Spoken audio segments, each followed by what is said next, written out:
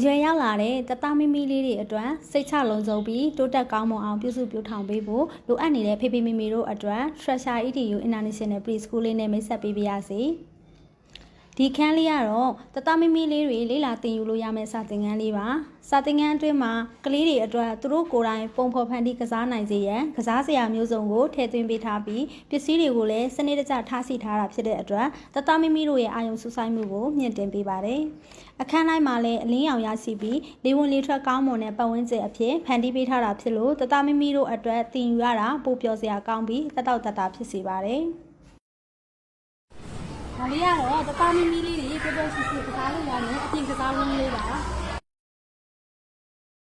ကစားဝင်းလေးမှာဆိုရင်တသားမီမီလေးတွေအတွက် gross motor skill ကိုတိုးတက်ဖို့လိုအပ်တဲ့ပစ္စည်းလေးတွေကိုထည့်သွင်းထားပေးပါတယ်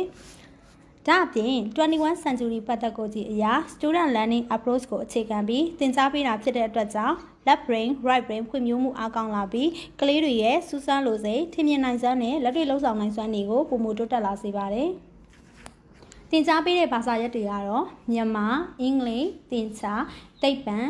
အင်္ဂလိပ်ရဲ့အဓိကအခြေခံကြတဲ့ phonics အပြင် creativity အတွက် arts and craft နဲ့ coloring တို့ကိုလည်းထည့်သွင်းသင်ကြားပေးထားတာဖြစ်ပြီး activity အနေနဲ့ Zumba ကိုပါထည့်သွင်းသင်ကြားပေးတာဖြစ်လို့ fine motor skill တွေမကပဲ gross motor skill ကိုပါပုံမတိုးတက်ကောင်းမွန်လာပြီးကိုယ်ရည်ကိုယ်သွေးမြင့်မားလာစေပါတယ်